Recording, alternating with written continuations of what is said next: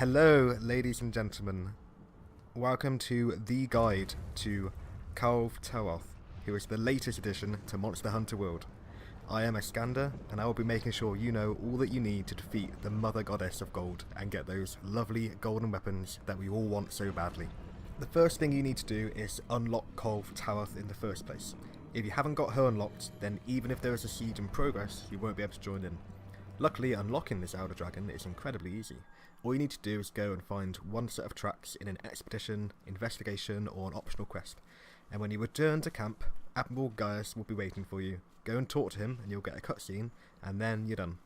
Now, the Siege of Kulve Taroth is only available for a limited time, so this leads me to believe that once Kulve goes away, you won't be able to find her tracks anymore until they eventually bring back the quest, which they've confirmed they will be doing. And I found the tracks in the Wild Spire Wastes. First try, very easy to find it. If you have trouble finding them, then check to make sure the siege quest is still available, make sure your hunter rank is 16 or over, and make sure your game is fully updated. If all these prerequisites are met, then you should be able to find those tracks. And now you will have unlocked the siege. Next you'll want to head to the Gathering Hub. There will now be an extra option when you talk to the hub lass called Kulve Taroth Siege.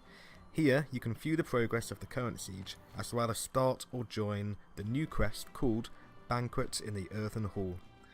Now, you don't actually need 16 people for the siege, you don't even need 4 people. However, the more people in your group, the more progress you'll make in the quest, and the more groups doing the quest, the faster you'll complete the siege. The aim of the quest is to destroy parts of Kulve Taroth. As you destroy more parts, Kulve will go into different phases throughout the quest. You'll complete the quest and the siege when you've destroyed her horns. However, Kulve has a habit of running away before you destroy her horns. This is where having multiple groups come into play, and this is what the pursuit level is all about. As the pursuit level of the siege increases, you'll be able to start the quest at a higher pursuit level. This will make it harder for Kulve to run away, and easier to break her parts to get her to the final phase where you can then destroy her horns. I don't know if it's possible to break her horns at pursuit level 1, I haven't managed it, but it would be nice to know if you can or not. It's certainly possible to do it at the later levels. Now, the pursuit level goes up the more parts you break and the more tracks you pick up while you're in the mission. It also goes up by other groups within your online session doing the same thing, which is why it's handy to be in a session where multiple groups are taking part in the siege. Once the pursuit level is at 6, you'll have more than enough time to destroy her horns, as long as you don't get killed. Now the reward level is all about what rewards you'll receive when the siege ends. The higher the level, the better the rewards. The reward level is your own personal reward level, no one else's, and it is only contributed towards by the quests you take part in. Once the siege ends, whether it is your group that ends the siege by destroying her horns or another group that does it, you can go to the hub lass and you'll get your rewards. Now, if you are in a quest while another group destroys her horns and completes the siege for you, you'll still have the opportunity to carry on your quest and try to destroy her horns yourself. Win or lose, you will still up your reward level and get more rewards. And if you manage to destroy her horns, you'll be able to carve her horns and get even more rewards, and for that great feeling of accomplishment. So that is how the siege system works. Now for the actual fight. Kulve Taroth isn't too difficult, but there are some very unforgiving mechanics in this fight. In the first phase of the quest, you'll be looking for Kulve Taroth as she moves around on the ground level around the map.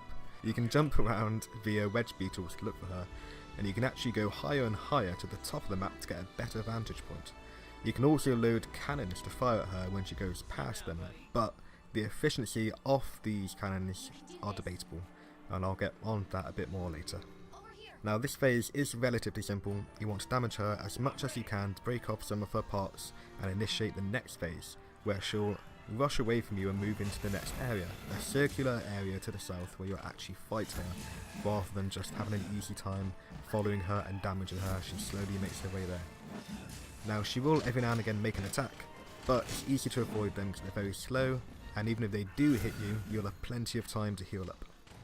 Now the reason the cannons aren't always useful is because your group might very well do enough damage that she'll go into the next phase before she even goes past the cannon for you to use it. so it's up to you whether you use them or not. There's also an important mechanic to Kulve Taroth during this part of the fight that carries on through the rest of the phases until the final phase. Now, if you do enough damage to her chest area, then her golden parts will start glowing, if you know what I mean. You'll want this to happen, as her golden bits will take a lot more damage when they're glowing. If she's not glowing, then go and attack her chest. Then, when she's glowing, destroy her armour. Eventually she'll move on to the next area, and the actual fight will begin. Now, she has a few attacks to watch out for.